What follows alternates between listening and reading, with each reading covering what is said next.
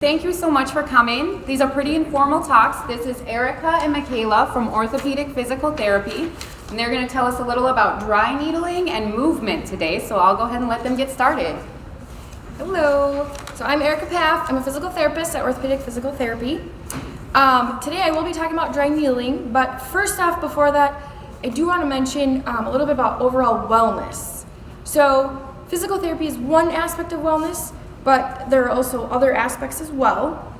Our country has become very dependent on medication, and everybody's looking for a quick fix, but we all know this is not the reality. You've been to the doctor, you've gotten an answer that just didn't make sense.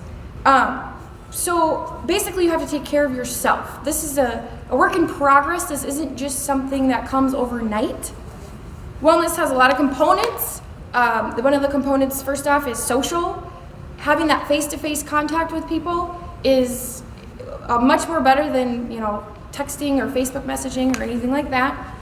Studies have shown that a hug creates endorphins, which I'm sure you've heard of endorphins. They're a hormone that it can calm and reduce pain itself. Reduce overall stress, because stress can cause a multitude of chemical reactions in your body that can also make pain worse. Ways to reduce stress, I'm sure you've all heard of it: mindfulness, deep breathing. And speaking of deep breathing, physical therapy, we can assess your deep breathing. Are you diaphragmatic breathing? Are you getting the right muscle contraction? Are other muscles relaxed? So if you want to come in, we can assess that and look at that. Sleep. It is vital. If you do not sleep, your body will not heal. It will not reset. Our bodies are wired for 7 to 9 hours. If you're not getting those 7 to 9 hours, you might as well just throw in the towel. I mean, sleep is more important at this point even than exercise. You have to get sleep. One tip would be shut off the blue light on your cell phone at night, 3 hours before you go to bed. So just a random tip, there is a little, in your settings, there's a little button. Turn the blue light off 7 o'clock, 6 o'clock, 3-4 hours before you go to bed, and that will reduce issues with insomnia at night as well. Nutrition. I could talk about this for hours, I swear, but nutrition is huge. You have to think of those fruits and vegetables as medicine. It cannot be, oh, that's gross, I don't want to eat that. It has to be, when I eat my cilantro smoothie in the morning, it's like, okay, this is going to make me feel better. I know it doesn't taste the greatest, but you do that for 3 weeks and everything, really, it does start to taste good, actually. But think of food as medicine instead of just that gross vegetable or fruit. And finally, exercise. So Mikayla's going to touch on that, and then I will go into a little bit more detail on dry needling, which is a specific component of physical therapy. So I will let Mikayla talk. All right, like she said, I'm Mikayla. I'm sure at some point everyone here has heard about the physical activity guidelines of either 150 minutes of moderate activity a week or 75 of vigorous. But a lot of people don't know about why it's so important to have all that physical activity. So some of those important reasons include: you can decrease your risk of cancer. One study found that 46,000 people could have avoided cancer if they had regular activity in their day-to-day life. You reduce your anxiety and depression, so it helps with your mental health, not only your physical health. It helps to improve your sleep and quality of life. So as Erica had said, sleep is more important at this point than even just getting exercise. And then it can help to decrease your blood pressure and then potentially help you get off of any medications, and then you won't have any side effects from medications. And then it helps to get that synovial fluid within your joints moving a little better, so your joints are healthier and you won't have to deal with any joint issues, joint health. Studies from the decade 2010 to 2020, about 19% of women and 26% of men actually met those guidelines, which is terrible. And then Americans nowadays are sitting up to 13 to 15 hours a day, where in the olden days, I mean, way back, they were only sitting about 3 to 5 hours a day. They were doing all the physical labor, but now there's office jobs everywhere. So everyone's sitting at their desk all day. A study found that any form of exercise throughout the day can make you up to 15% more productive at work. So for employers, this is important. So you want to encourage patients to get out there, at least walk a little throughout the day, and then they'll be more productive at work. Strengthening your muscles, something that we do at physical therapy. can help to reduce any pressure on your joints to make sure that your joints are still healthy. You can avoid having like a total knee done if you're just up strengthening those muscles.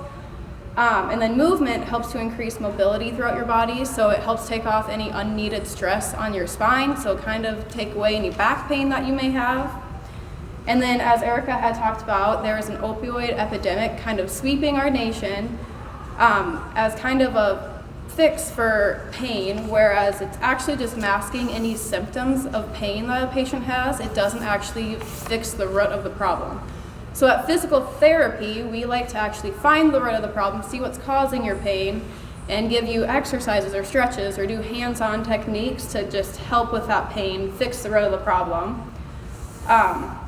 Yeah, we're the movement experts. We can actually find what's causing your pain and fix it rather than just mask your symptoms and have to go in for injections or more opioids, because at some point you build a tolerance and then you're just going to need more and more medications to help with that. So as part of our jobs, we're using exercises and movement along with any manual techniques to help improve overall functioning through your day-to-day life. So if anyone has any pain, if you have any issues with a functional activity at home or you just feel unsteady, give us a call. I mean, we're always there. We'd be happy to evaluate or assess anyone, kind of see what's causing any pain, and give you guys exercises. And you can do exercises at home if you don't want to go to a gym. If you don't feel comfortable in a gym, there's a lot of exercises that you can just finish at home. And yeah, Erica's back with dry needling. Yeah. Okay, so one of the newer things that actually just got approved in the state of South Dakota in 2018 is dry needling. So I don't know if many of you have heard of it, but I know you've heard of acupuncture. So we do use the same needles as acupuncture. Dry needling is just one little tiny component of physical therapy. So if you come to physical therapy, it doesn't mean you have to have needles, it doesn't mean you have to have dry needling. But I'm just here to discuss another aspect that some people aren't aware of. It works on pain reduction, neural recruitment for better muscle firing, improved mobility, range of motion, and circulation. Dry needling is a skilled technique that we use filiform needles. We penetrate the skin into the muscle, into the tissues to create a change, to reduce and affect your pain. So Carol Lewitt originally described the needle effect. It's immediate analgesia when the needle penetrates the skin regardless of fluid or of any fluid or medication that is injected. There was a study that actually showed a cortisone injection versus a non-cortisone injection. So basically, they stuck a needle in both people. One person got the cortisone and one person got a placebo, like a saline solution. And they ended up being, they did equally the same. There was no statistical difference between the two groups. So with that being said, if you're afraid of that cortisone injection, come and try dry needling. We're very nice. We start out slow. We can target more superficial muscles before we get into some of the deeper ones. So don't let needles scare you. I will show you and demonstrate today how we do it. It's a quick tap. Most people don't even feel the needle go in, and it can, again, cause immediate change within minutes. So let's see here. So we do use the same type of needles as acupuncture, but we have a different training method. So a lot of acupuncturists were trained with traditional Chinese medicine. I'm not going to go into detail because that's not my training and not my area to talk about, but that was their training. So functional dry needling, we are taught to work on like the motor component of it, the neuromotor component. Dry needling, we target two different major areas. So we work on trigger points. I'm sure you've all heard of trigger points. It's a taut band of tissue. It's ischemic, so there's no oxygen going to the tissue. It can also create neural recruitment pattern issues, so your muscle's not firing correctly. So there's a big knot there and it's not moving like it should. So we go in with our needle, we assess your tissue, we stick the needle in, and then it changes everything. It changes the top band of tissue, increases the blood flow.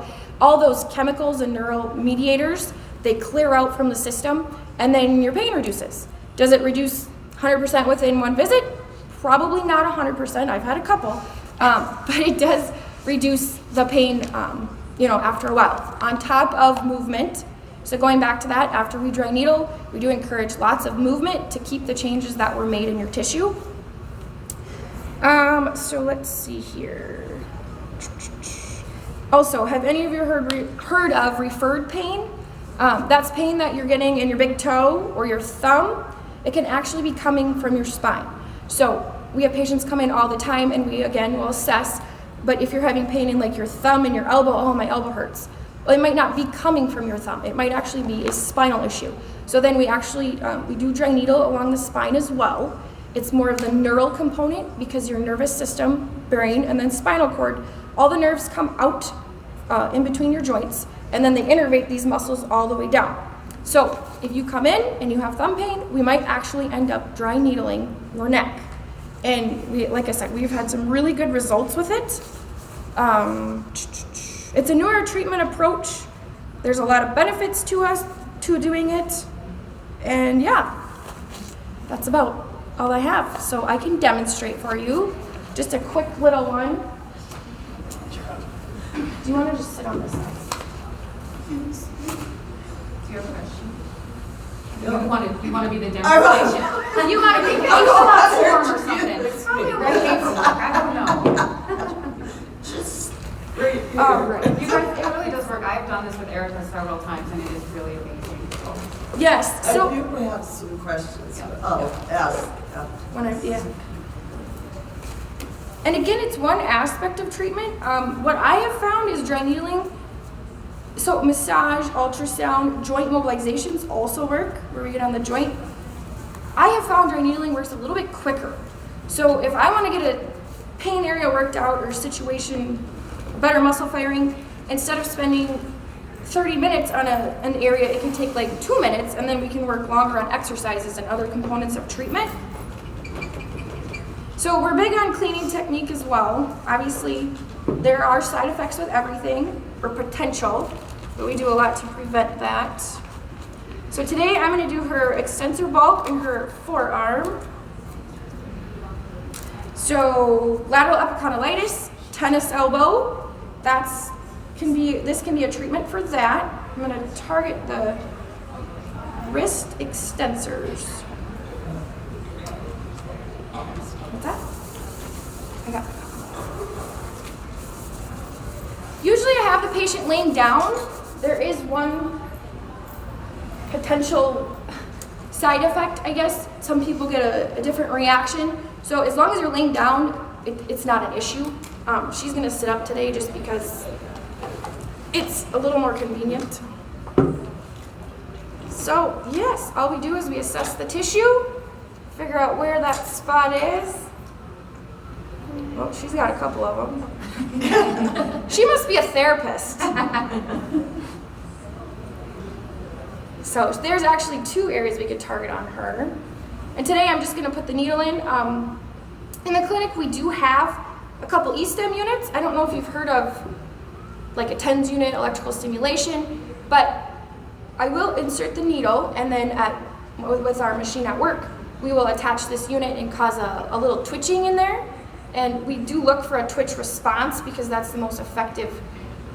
You know you got the spot in the area that you want. The other aspect we can do is pistoning. I'm going to do a little bit on her today. It's not as comfortable, but we do the more comfortable one in the clinic.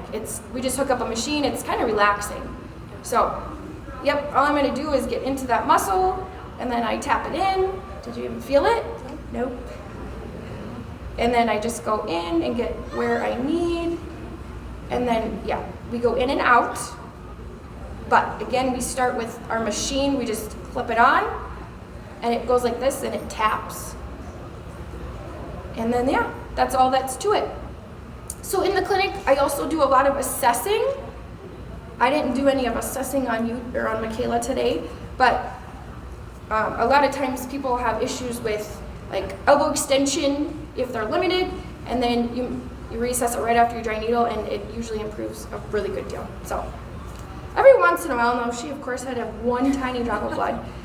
Speaking of blood, I would say out of, if I dry needle 100 times, I probably get 2 drops of blood, and that it just rarely bleeds. Yeah. And then it's 1 drop and it's gone. I usually don't even put anything on it. But So that is that. Do you guys have questions on dry needling or anything physical therapy? Yeah. So is this kind of like under the umbrella of physical therapy? So would that be included for our insurance to cover? So no, insurance does not cover dry needling. At our clinic, we just do a $4 charge, basically for the needles. We usually only spend about, probably 5 minutes doing the needles, and then we end up doing the other treatment with it. So like mobilizations, exercise. So when you come in, we end up just billing like a TheraX, because you'll end up doing exercise too, and then it's $4 for the needles. And again, we usually only spend about 5 minutes on the needles. That's why I didn't want you, we don't spend the entire session. It's not like an acupuncture session where we sit there and insert a lot of needles. It's just one aspect of physical therapy. So you'd get a lot of other treatments with it. Yeah.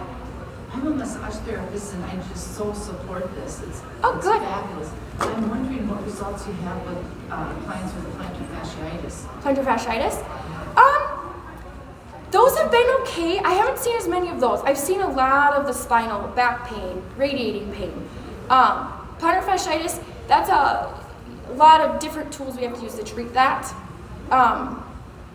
But it can be beneficial. I've only had like 2 of those recent that have, improved quite a bit, but I haven't seen as many of those. But it can, yes, it definitely can assist with that. How come it doesn't bleed, Erica? Why doesn't it bleed when you put a needle The in? needles are so thin, they're monofilament. They are so thin that it dodges around the little blood vessels. Usually if we get blood, it's such a tiny amount because that needle hit the smallest little tiny capillary imaginable. And number 2, we are trained, anatomically, we know where the big blood vessels are. We're gonna avoid the major issues, the cephalic vein, obviously sciatic nerve, carotid artery. We avoid all of the big vessels. So if we target a tiny one, it's usually just a tiny capillary but the needle is so small, it dodges them, it doesn't, And if somebody wanted this service at the clinic, how does that start? Do they have to have a new patient, or what is the process? So if you want to come to physical therapy, so it's super easy. Actually, you just call us. Just call us up and we will do, you don't need a doctor's referral for most insurances. Medicare is the only one.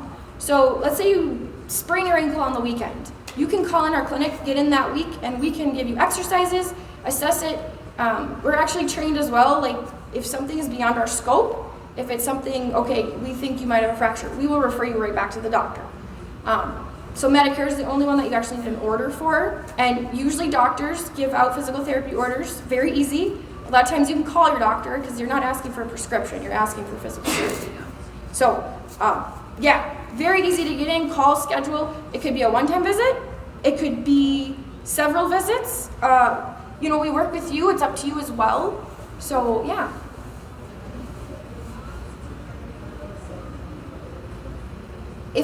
If anything, at the end of the day, just get moving. If you don't move it, you lose it. That is no joke. Motion is lotion. If it hurts, you can't always be afraid of the pain because you get guarded and everything tenses up worse and creates more pain. So sometimes you have to work through a little bit of pain and get moving during the day, to make your pain better. So keep moving. Even if it hurts, don't make it severe pain, but move. And if you want a card or brochure, we have a table out there. You can come ask us too. We probably have a couple openings next week. Thank you.